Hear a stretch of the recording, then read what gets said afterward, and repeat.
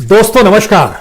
दोस्तों देश में बाजार अर्थव्यवस्था बुरी तरह लड़खड़ा चुकी है। सर्विस सेक्टर तहस नहस हो चला है। औद्योगिक उत्पादन नेगेटिव में जा रहा है। सरकारी खजाना खाली है। लेकिन देश चलाना है और देश चलाने के लिए सरकार को अब पैसा चाहिए। यह पैसा इंडस्ट्री से आ नहीं सकता है क्योंकि वहां पर उत्पादन हो नहीं पा रहा है। जो उत्पादन हो रहा है उसकी खरीद के लिए कंज्यूमर की जेब में पैसा नहीं है। पैसा आएगा तो कहां से आएगा? और पहली बार आजादी के बाद सरकार की बड़ी तीखी नजर इस देश की कृषि अर्थव्यवस्था पर गई है। एक ऐसी इकोनॉमी जो अपने आप को अपने तरीके से अभी तक चलाती आ रही थी।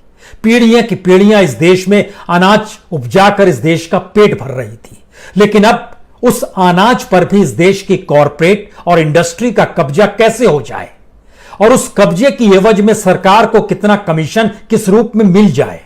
और इतना ही नहीं, वह सारे कानून जिसके जरिए इस देश में व्यवस्था थी कि कोई जमाखोरी नहीं कर सकता है, उसको भी लेजिटिमाइज कर दिया जाए, यानी उसको भी मान्यता दे दी जाए, कानूनी दर्जा दे दिया जाए।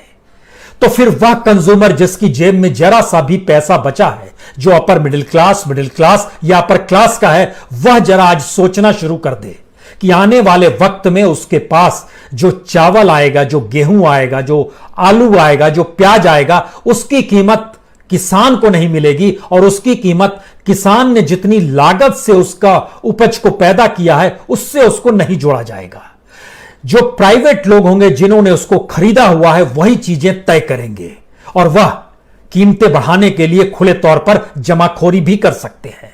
इस देश के किसानों की स्वतंत्रता कभी रही नहीं। उसने अपनी उपज की कीमत कभी लगाई नहीं, सरकार ने तय की। लेकिन स्थिति यह आ गई और इस देश के किसान को इस रूप में हाशिए पर ढकेल दिया गया कि वह किसान जो भी उपजाता है उसको अगले दिन बेचना उसकी मजबूरी हो जाती है, क्योंकि उसकी जिंदगी उसी पैसे से चल सकती है। कहीं किसी ने कर्ज लिया हुआ है, कहीं बच्चों की फीस देनी है, कहीं अब दूसरी फसल बोने के लिए बीज चाहिए, खाद चाहिए, सिंचाई की व्यवस्था चाहिए। सरकार तो हर जिम्मेदारी से मुक्त रही है। किसान एक अपनी इकोनॉमी से अपनी चीजों को चलाता रहा है और अब बड़ी तीखी और तिरछी नजर सरकार की इसी इकोनॉमी को लेकर है। और यह सब कुछ अचानक नहीं हो रहा है और यह सब कुछ अनजाने में नहीं हो रहा है। बहुत ही सोची समझी सोच के साथ हो रहा है। लेकिन तीन स्थितियां बहुत साफ है। पहली, किसान एक मजदूर के तौर पर सिर्फ अनाज उपजाए, उसकी एवज में जो खरीदार मिलेगा वह कितने भी औने पौने दाम में उसको दे देगा और उसको जीवन चलाना होगा। और बाजार में वो किस कीमत में बिकेगा यह खरीदने वाला तय करेगा और खरीदार सरकार नहीं होगी। खरीदार द्वारा तय की गई कीमत न्यूनतम समर्थन मूल्य यानी एमएसपी के तहत नहीं होगी। दूसरी बात, किसानों को अभी तक जो राहत, जो खास तौर से बड़े किसान हैं, मजबूत किसान हैं, हरियाणा और पंजाब जैसी जगहों पर हैं, यहां पर जो मंडियों की स्थिति है वो कमोवेश मजबूत रही है। आने वाले वक्त में मंडियां भी धीरे धीरे उसी पीएसयू की तरह कंगाल और कमजोर हो जाएगी, जिन मंडियों को भी कॉरपोरेट और प्राइवेट सेक्टर अपने लिहाज से खरीद लेगा, वही चलाएगा इसको। और तीसरी स्थिति, जमाखोरी को पूरे तरीके से मान्यता मिल जाएगी। इन तीन परिस्थितियों के अक्स में जरा इस देश की परिस्थिति को आज समझने की कोशिश जरूर कीजिए, क्योंकि जो लोग खेती से नहीं जुड़े हैं लेकिन उनके घर में खेती का सामान ही उनकी पेट को भरता है, वह भी समझ लें कि आने वाले वक्त में होने क्या जा रहा है। क्योंकि तीन अध्यादेश, उत्पाद, व्यापार और वाणिज्य, जो कि संवर्धन और सुविधा अध्यादेश है 2020 का, इसको लागू किया जा चुका है।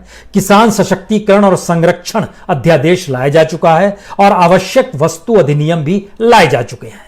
इन तीनों अध्यादेश के अक्स तले आप जब परखना शुरू करेंगे तो आप समझ जाएंगे कैसे धोखा दिया जाता है, कैसे फरेब किया जाता है और किस हुनर के साथ सरकार अध्यादेश के जरिए एक ऐसी स्थिति बना देगी जहां पर अपनी उपज को लेकर ही किसान आने वाले वक्त में खत्म हो जाए। शुरुआत कहां से की जाए? शुरुआत तो इसी बात से होनी चाहिए कि जो आवश्यक वस्तु अधिनियम है इस देश के भीतर में, उसके दायरे में इस देश के अनाज भी आता था, दाल भी आती थी, चावल भी आता था, आलू भी आता था। यानी कोई भी व्यक्ति अपने मनमाफिक कीमत नहीं बढ़ा सकता है, कोई भी मनमाफिक भंडारण नहीं कर सकता है, कोई भी मनमाफिक एक तरह का सिर्फ उत्पादन नहीं कर सकता है। कोई भी अपने तरीके से कुछ भी करेगा तो एक बैलेंस रखा जाएगा और सरकार की उस पर नजर होगी। सरकार ने मुक्त कर दिया, कहा कि अब आप जितना मन चाहे, जो मन चाहे उपजाइए, जो मन चाहे बेचिए, जितना मन चाहे भंडारण कर लीजिए और जितनी मन चाहे कीमत तय कर लीजिए। किसान खुश हो जाएगा क्या?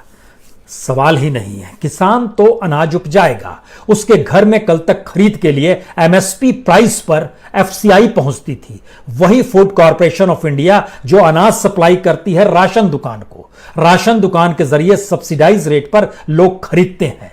लेकिन जरा एक क्षण के लिए कल्पना शुरू कीजिए कि एफसीआई से पहले कोई बड़ा कॉर्पोरेट, कोई बड़ा प्राइवेट सेक्टर की इंडस्ट्री अपने तौर पर जाएगी और किसान को बोलेगी हम इसको खरीदना चाहते हैं, इतने में आप हमको दे दो, या फिर इस सीजन में तुम यही उपजाओ, और उसको खरीदने के बाद वो उसका भंडारण कर ले। किसान भंडारण नहीं कर सकता है। किसान क्यों भंडारण नहीं कर सकता यह बताने की जरूरत नहीं है, और किसान की स्थिति कितनी नाजुक है यह सिर्फ इससे समझ जाइए कि जैसे सरकारी खरीद पंजाब हरियाणा में जो शुरू होने वाली है, जो धान, जो खासतौर से परवल धान आता है, उसकी जो खरीदारी होने वाली है वो 25 तारीख से होने वाली है। आज की तारीख 18 तारीख है। किसान औने पौने दाम में मंडी में जाकर अभी से बेचने को तैयार है, जो कि 1100-1200 रुपए में बिक रहे हैं, जबकि 1850 परवल धान जो है उसकी कीमत है। यानी एमएसपी और सरकारी खरीद के भी इंतजार वो कर पाने की स्थिति में इसलिए नहीं है क्योंकि ना तो उसके पास भंडारण की व्यवस्था है, और भंडारण अगर करना शुरू कर देगा तो इस दौर में जिंदगी कैसे चलेगी। अब अगली फसल की बारी आने लगी है, अगली बुआई की बात हो रही है, तो किसान की स्थिति नहीं है, तो प्लेयर कोई और नया इस दौर में आ चुका होगा। दूसरी बड़ी बात है, कोई भी खरीद सकता है जिसके पास पैन कार्ड हो। दूसरा सवाल आपके जहन में आना चाहिए, तो क्या इससे पहले कोई नहीं खरीद सकता था? खरीद सकता था, कोई भी चाहे खरीद लेता, लेकिन अब कानूनी मान्यता दी जा रही है और इसके जरिए इस बात का एहसास कराया जा सका है कि हो सकता है आने वाले वक्त में ऐसी प्राइवेट कंपनियां ही सीधे किसानों से खरीद करने लगे। एमएसपी का मतलब यही होता है कि सरकार जो निर्धारित मूल्य कर रही है उसके अनुसार खरीदा जाए, लेकिन प्राइवेट बाल जाएगा वहां पर खरीद लेगा अपने तौर पर। जो मंडियां काम करती हैं, जिन राज्यों में मंडी खत्म हो गई है वहां पर झांक कर देखिएगा, जैसे बिहार में मंडी नहीं है, बिहार के किसानों की क्या हालत है, और जहां पर पंजाब और हरियाणा के किसान हैं, या ऐसे जगहों पर जहां पर उनकी आय कॉम्पिटिटिवली कई गुना ज्यादा है, ऐसे जगहों से जहां पर ना मंडी काम करती है, किसानों की ना कोई खरीद फरोख्त होती है उनके अनाज की, राज्य सरकार कमजोर है, केंद्र सरकार वहां अपने एफसीआई गोडाउन को बोलती नहीं है खरीदने के लिए। एक ऐसी परिस्थिति के बीच में जब आप एनालिसिस शुरू कीजिएगा तब सोचना शुरू कीजिए कि भारत सरकार सोचती तो ठीक है, देश के प्रधान सेवक सोचते तो ठीक है कि इस देश के सारे किसानों को एक सरीखा बना दिया जाए। इस एक सरीखा बनाने का क्या मतलब है? हमको लगता है पहले यह भी समझ लीजिए कि इस देश के भीतर में अगर किसानों से कोई भी अनाज ले सकता है, वो कोई भी हो सकता है, आपके जहन में एक बात आएगी, इसमें अंतर क्या पड़ता है? अभी भी कोई भी ले रहा है, एमएसपी पे अभी नहीं मिल रहा है, इसके बाद में मिलेगा। यह समझने की कोशिश कीजिए कि यह अध्यादेश लाया किसके लिए जा रहा है। हो सकता है आने वाले वक्त में जिस तरीके से आप देख पा रहे हैं कि रिटेल सेक्टर में जैसे अब अंबानी का वर्चस्व धीरे धीरे आपको समझ में आने लगेगा, कम्युनिकेशन में आप समझ चुके हैं, इसी तरीके से इस रिटेल सेक्टर में जो अनाज की बिक्री होती है उसमें सबसे बड़ा कंज्यूमर राशन कार्ड वाला ही है।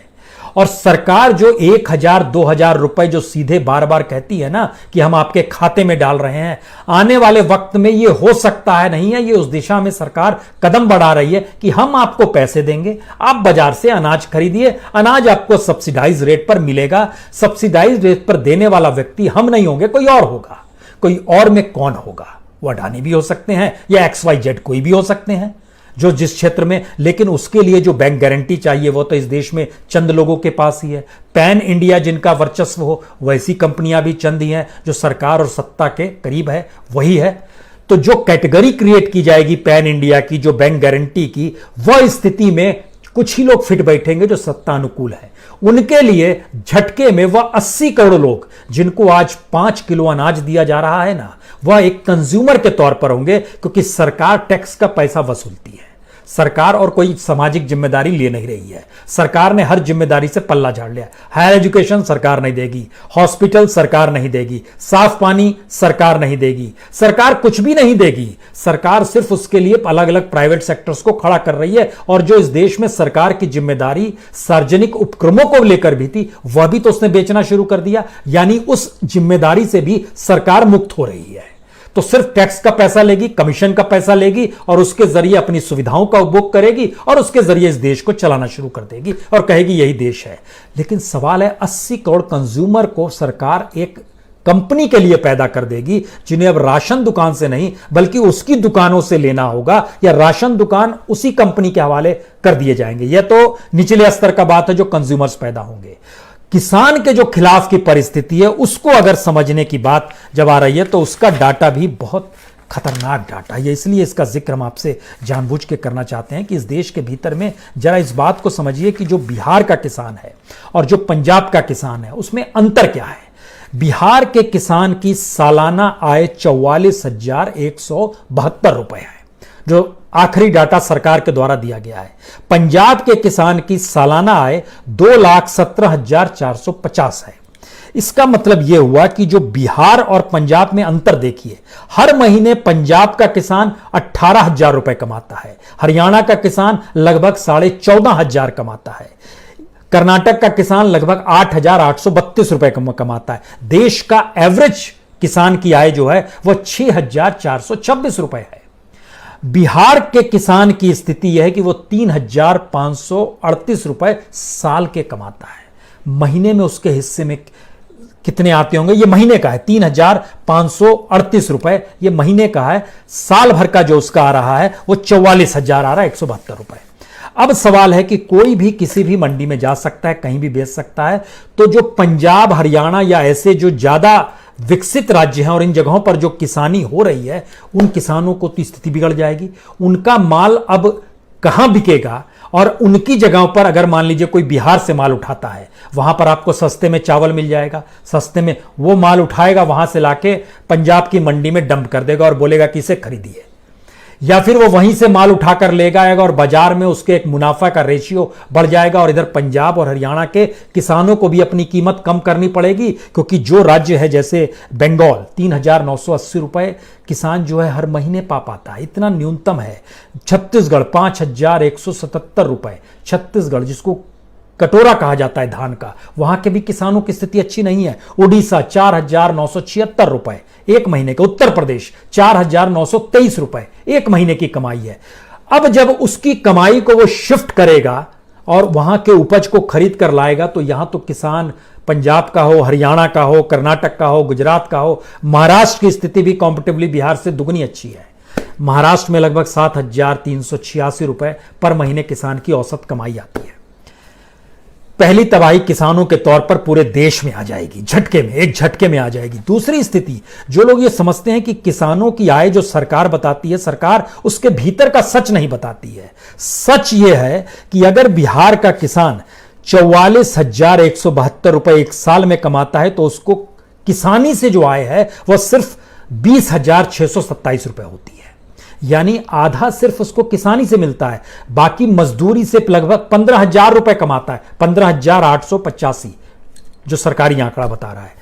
जो नॉन फार्मिंग है उससे लगभग 2,829 रुपए, और जो पशुधन होता है उससे वह 4,831 कमाता है। इसका मतलब यह हुआ कि किसानी की आय में पशुधन भी जुड़ा है, उसकी मजदूरी भी जुड़ी हुई है, और जो नॉन फार्मिंग, जो किसानी से हटकर जो काम है, वह भी पैसा जुड़ा हुआ है। तब इसकी ओवरऑल आय जो है इतनी कम बढ़ती है। आप कल्पना कर पा रहे हैं, यानी खेती से कोई मुनाफा ही नहीं हो पा रहा है। और अगर इस स्थिति में आप पंजाब का जिक्र करें, जो देश में सबसे मजबूत राज्य है किसानी के तौर पर, वहां पर किसान की आय एक साल में जो 2,17,000 है, उसमें से 1,30,000 ही वह खेती से कमाता है, मजदूरी से 57,000 कमाता है, और जो पशुधन है उससे लगभग 21,000 रुपए कमाता है, और 8,800 रुपए बाकी काम से कमाता है, जो बहुत कम काम है दूसरे। इसका मतलब यह हुआ कि किसान की अपनी आय और पशुधन और मजदूरी, इन तीनों को जब आप जोड़िएगा तो उसकी जिंदगी चल रही है। अब उस चक्कर में क्या होगा कि जब प्राइवेट सेक्टर खरीदार के तौर पर होगा, जिसके पास अपने गोडाउन्स होंगे, भंडारण की व्यवस्था होगी, वह वहां से माल उठाएगा और भंडारण में लाके रख देगा। भंडारण में रखने के बाद बाजार में हम और आप बोलेंगे आलू कैसे मिल रहा है, वो आलू को भंडारण में रख देगा। हम उसको जमाखोरी नहीं कह सकते हैं, उस जमाखोरी करेगा, लेकिन उसके बाद बाजार में तब लाएगा जब आलू की कीमत 100 रुपए पार कर जाएगी। बोलेगा अब आप खरीद लीजिए। प्याज भी वैसे ही करेगा, चावल और गेहूं भी वैसे ही करेगा। किसान से लेकिन सस्ते में ले लेगा, क्योंकि किसान के पास तो दूसरे उपाय नहीं है। इस देश के 52% किसान कर्ज में डूबे हुए हैं। सबसे ज्यादा खुदकुशी किसानी की कर्ज में डूबे होने की वजह से हो पा रही है, जिसको सरकार राहत नहीं दे पाती है। अब अगर यह स्थिति इस देश के भीतर में आने वाली है, तो हमको लगता है कि इस देश की उन स्थितियों पर गौर कीजिए। इस देश के प्रधान सेवक ने गलत नहीं कहा कि आजादी के बाद से खेती पर ध्यान नहीं दिया गया। यह एक फैक्ट है, नहीं दिया गया। क्योंकि जब आप आजादी के तुरंत बाद चले जाएंगे, जो पहला सेंसस था 1951 का, 1951 में भारत की कुल जनसंख्या थी लगभग 36 करोड़ 10 लाख और आज की जनसंख्या है 138 करोड़। 36 करोड़ जो 1951 में जनसंख्या थी, आज भारत के भीतर में किसान और मजदूर दोनों को मिला दीजिएगा तो ये 36 करोड़ से भी ज्यादा है। आज की तारीख में लगभग सरकार के डाटा कहते हैं 11.5 करोड़ किसान हैं, लगभग 15 करोड़ मजदूर हैं, और अगर मनरेगा के मजदूरों को भी इसमें जोड़ दीजिएगा तो मजदूरों की तादाद 29 करोड़ पार कर जाएगी। यानी किसान मजदूर को अगर आप मिला देते हैं तो यह लगभग 40 करोड़ होगा इस देश के भीतर में। यानी इस देश में कोई प्रोग्रेस हुआ ही नहीं है, सिवाय इसके कि खेती की जमीन पर और ज्यादा लोग आश्रित होते चले गए, और एक इकोनॉमी जो पैरेलल में क्रिएट हो रही थी इंडस्ट्रियलाइजेशन के नाम पर, या फिर सोशल सेक्टर के नाम पर, या फिर जो अलग सर्विस सेक्टर है उसके नाम पर जो डेवलप हो रहा था, उसमें पूंजी लगती जा रही थी, उसके जीडीपी में योगदान था। और एग्रीकल्चर का योगदान हमेशा माना गया 14%, 15%, मैक्सिमम एक वक्त में 20% रहा तो काफी है, यही माना गया पिछले 4-5 दशकों में। 80 के बाद से तो स्थिति और नाजुक होती चली गई एग्रीकल्चर की। सवाल यह है कि अब जब कोलैप्स कर गई हमारी मार्केट इकोनॉमी, जब कोलैप्स कर गया हमारा इंडस्ट्री, जब कोलैप्स कर गई हमारे सर्विस सेक्टर, तो फिर पैसा कहां से आएगा? हमको लगता है आज कुछ इतिहास की बात भी करनी चाहिए। इतिहास की बात इसलिए करनी चाहिए कि ऐसा नहीं है कि दुनिया में ऐसा हुआ नहीं है, जरूर हुआ है। और खास तौर से हमको लगता है आज रशिया का जिक्र करना चाहिए, क्योंकि रूस में जब क्रांति हो गई, उसके बाद जब वहां स्टालिन आए, तो स्टालिन ने अपने तौर पर जो रेवोल्यूशन फ्रॉम अबव की बात जब शुरू की, तो उन्होंने अपने तौर पर 2 चीजों पर ध्यान दिया। रैपिड इंडस्ट्रियलाइजेशन खूब करना है, लेकिन याद कीजिए जब 1927-28 में जब रिसेशन का दौर आता है, डिप्रेशन में आ जाती है, तब वहां पर 5 ईयर प्लान लेकर आते हैं स्टालिन। 5 ईयर प्लान को वो सफल करते हैं। 1928 में 5 ईयर प्लान लेकर आते हैं जो 1932 तक चलता है, और उस बीच में वो कमाल का काम करते हैं। उनके जो 5 ईयर प्लान में इंडस्ट्रियलाइजेशन की जरूरत थी और रिसेशन एक तरफ था, डिप्रेशन में गौर वहां की इकोनॉमी आ गई थी, तो वहां का जो कैपिटल गुड इंक्रीज था वो लगभग 158% तक ऊपर चला गया। इस 5 ईयर प्लान के तहत जो काम किया गया, कंज्यूमर गुड था वह भी लगभग 87% ऊपर चला गया। जो इंडस्ट्रियल आउटपुट था यह भी लगभग 118% ऊपर चला गया। पैसा कहां से आ रहा था? स्टालिन ने भी उस देश में, चूंकि तानाशाही के तौर पर उन्होंने अपने तौर पर वहां की सारी एग्रीकल्चर की जमीन एक साथ स्टेट के कब्जे में कर ली, और जो किसान था, जो फार्मर था, जो मजदूर था, सबको लेबर में कन्वर्ट कर दिया गया। टारगेट दिए गए कि आपको इतना उत्पादन करना है। उस उत्पादन को वो अंतर्राष्ट्रीय बाजार में बेचना शुरू किया गया। उस अंतर्राष्ट्रीय बाजार में कीमत अपने ऊपर निर्भर हो, इसके लिए भंडारण की व्यवस्था की गई। और अनाज किसान उपजाता था, रूस का किसान, उसको भंडारण करती थी स्टेट, और जो वर्ल्ड मार्केट में उसको बेच के कमाती थी और उसके जरिए इंडस्ट्री में पैसा लगा रही थी। लेकिन इन सब के बीच जो टारगेट पूरा किसान नहीं कर पाता था, मजदूर नहीं कर जाता था, उसके लिए बिल्कुल कंसंट्रेशन कैंप की तर्ज पर लेबर्स कैंप बनाए गए, उसमें उनको डालकर प्रताड़ित भी किया गया। लेकिन सवाल इतना भर नहीं है। स्थिति इसलिए इसको बताने की जरूरत है क्योंकि रशिया के भीतर भी अलग अलग जगहों पर बहुत जबरदस्त तरीके से फैमिन स्थिति आ गई, भूखमरी की स्थिति आ गई। कई जगहों पर ऐसी स्थिति आ गई कि किसान को खाने के लिए अनाज नहीं, किसान अनाज उपजा रहा है, भंडारण में पहुंच गया। जो 1932 का डाटा है वो बतलाता है कि जो प्रोडक्शन था अनाज का वह लगभग 32% नीचे आ गया, लेकिन जो भंडारण था वो लगभग 40% बढ़ा दिया स्टेट ने। तो अनाज लोगों के पास नहीं है लेकिन भंडार में है। भंडार में इसलिए है क्योंकि जो कंज्यूमर हैं उनको ज्यादा से ज्यादा कीमत में बेच सके। भारत में तो कोई तानाशाही नहीं है, भारत में तो डेमोक्रेसी है, तो भारत में तरीके दूसरे ईजाद किए जाएंगे। यह तरीके प्राइवेट सेक्टर को साथ लेकर चलने के होंगे। यह प्राइवेट सेक्टर या कॉरपोरेट के जरिए पूरी एग्रीकल्चर पर कब्जा करने की सोच होगी। और ध्यान दीजिए तो वही स्थिति धीरे धीरे बन रही है। और इसमें सवाल है कि ये 5 ईयर प्लान की थ्योरी जो थी ये दुनिया में बड़ी सक्सेस मानी गई, भारत में भी मानी गई। आजादी के बाद भारत ने जो पंचवर्षीय योजना शुरू की, जो प्लानिंग कमीशन के जरिए, वो सफल रहा। लेकिन भारत की दृष्टि पंचवर्षीय योजना के तहत हर देश के हर हिस्से पर थी, उसमें एग्रीकल्चर भी था। हमको लगता है आज आपको यह भी जानना चाहिए, क्योंकि मौजूदा वक्त में सरकार जो है अपने तौर पर बार बार इस बात का जिक्र करती है कि नेहरू काल में क्या हुआ क्या नहीं हुआ। भारत में जो पहली प्लानिंग कमीशन जो 1951 से 56 तक जो टारगेट लेकर काम किया गया वो रशिया पर ही निर्भर था पूरी तरीके से। और उसको ये माना जाता है, उसको जो तैयार किया गया था उस समय भारत में थे पीसी महालैंड ओबिस नाम था उनका, लेकिन जो रशिया में जिन्होंने किया था उनका नाम डोमर था। तो भारत में जो फर्स्ट प्लानिंग कमीशन ने जो काम शुरू किया उसको माना गया डोमर महालोनसिस मॉडल माना गया। ये दोनों के नाम को जोड़कर माना गया। लेकिन इसमें ध्यान दीजिए, यह पहला प्रोजेक्ट जो था 2059 करोड़ रुपए का था।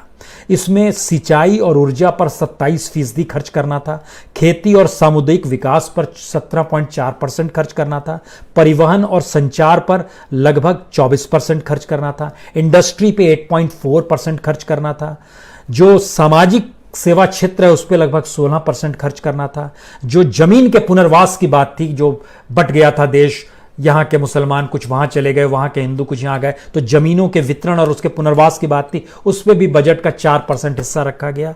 और उस दौर में भाखड़ा नंगल डैम, उस दौर में हीराकुंड डैम, उस दौर में IITs खुले, 5 IIT खुले, उस दौर में UGC बना हायर एजुकेशन के लिए, बहुत सारी चीज डेवलपमेंट हुई। लेकिन जब आप उन चीजों को लेकर मौजूदा वक्त में आएंगे तो मौजूदा वक्त में प्लानिंग कमीशन खत्म हो गया। तो प्लान अब इस देश में कुछ होता नहीं। नीति आयोग किसी कॉरपोरेट के हिसाब से काम करता है, उसमें बैठे हुए लोग जो भी निर्णय लेते हैं, जो कि निर्णय सीधे PMO द्वारा प्रभावित हो, प्रधानमंत्री की सीधी दखल हो, जो निर्णय ले ले वही प्लानिंग मान लिया जाता है। प्लानिंग कमीशन खत्म करके नीति आयोग आया, इस देश में प्लानिंग खत्म हो गई। पहली स्थिति है। दूसरी स्थिति, जो क्राइसिस रशिया के भीतर था एग्रीकल्चर लैंड को लेकर और उन्होंने इंडस्ट्री खड़ी की, यहां की मुसीबत दूसरी है। यहां की एग्रीकल्चर लैंड को भी आप तहस नहस करेंगे, उसके ऊपर टिके हुए किसानों को भी आप गरीब बनाएंगे, उसके जरिए मार्केट इकोनॉमी जो पैदा की जाएगी वह उस कॉरपोरेट के मुनाफे के हिस्से में जाएगी। रशिया में तो तानाशाही थी लेकिन वहां पर स्टेट काम कर रहा था, यहां पर पार्टी काम कर रही है और पार्टी के पैरेलल में पार्टी के दोस्त और करीब जो कॉरपोरेट है उनको मुनाफा जा रहा है। इसीलिए इस दौर में जीडीपी जब भारत की -23.9% चली गई, उसी दौर में कॉरपोरेट्स मित्रों की इकोनॉमी और उनका टर्नओवर 10%, 20%, 25% तक बढ़ गया। यह स्थिति इस देश के भीतर की है।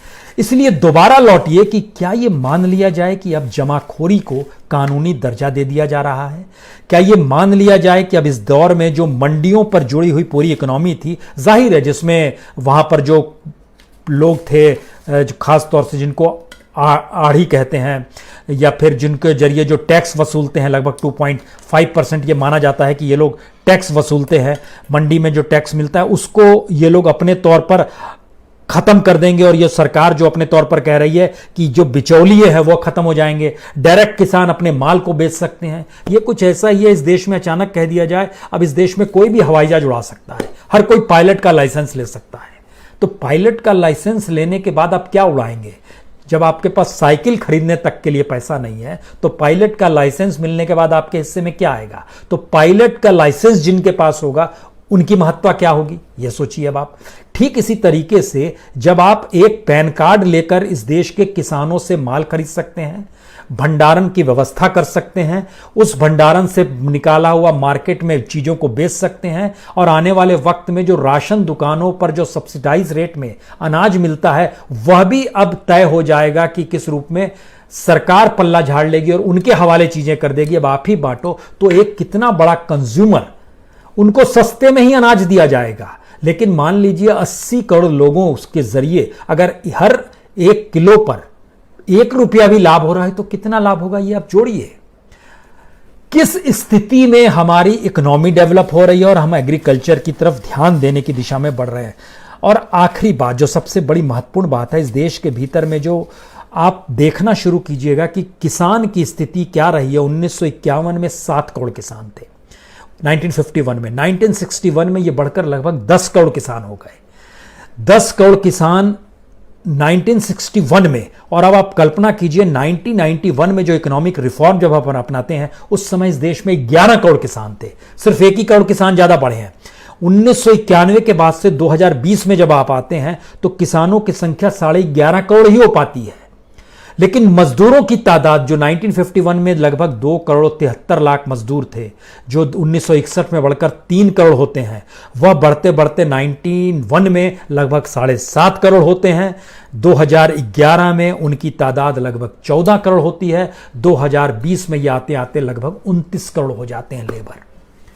कल्पना कर रहे हैं कि इस देश को सिर्फ मजदूर के हिस्से में ही चीजें चलाई जा रही है। ये कल्पना की जा रही है कि मजदूर और किसान की तादाद इस देश में 40 करोड़ है जो सीधे जुड़े हुए हैं, जिसमें 14 साल से उम्र से ज्यादा के बच्चे और 80 साल तक की बीच की उम्र के लोग बढ़े हुए हैं।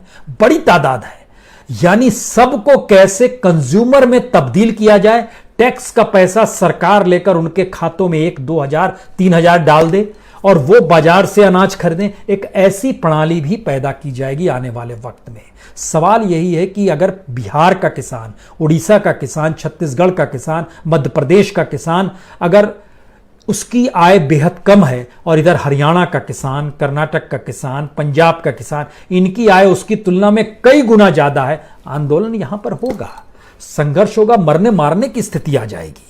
क्योंकि इसके बाद तो स्थिति नाजुक हो जाएगी। क्योंकि हमको लगता है एक जानकारी आखिर में आपको हमें और देना चाहिए कि 2015-16 में जब बिहार में चावल हुआ था लगभग 65 लाख टन, तो खरीदी थी एफसीआई के जरिए, जो सरकार ने खरीदा था उसमें खरीदा था सिर्फ 12 लाख टन।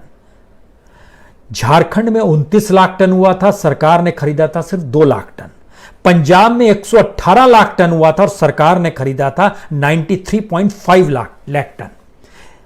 इसका मतलब क्या है कि एमएसपी का मूल्य इस देश के किसानों को मिल ही नहीं पाता और आने वाले वक्त में यह एमएसपी की फिलॉसफी गायब है। आने वाले वक्त में इस देश में राशन कार्ड की फिलॉसफी गायब हो जाएगी। आने वाले वक्त में वह कॉर्पोरेट ही तय करेगा किसे क्या उपजाना है, कितना उपजाना है, बाजार में खरीदार को कितने में बेचना है, सब कुछ वही तय करेगा। तो तैयार हो जाइए मिडिल क्लास के लोग भी। या तो सोच लीजिए कि आप वाकई खेती में ध्यान नहीं देते हैं और कल से आप टैबलेट खा के रहिएगा, और अगर चावल, गेहूं, आलू, प्याज इन सबको समझते हैं इसकी महत्ता, तो फिर जाग जाइए। अन्यथा अभी सिर्फ पीएसयू बिका है, कल खेती की जमीन बिकेगी, परसों ये आप तय कीजिए क्या बिकेगा। बहुत बहुत शुक्रिया, बहुत बहुत शुक्रिया।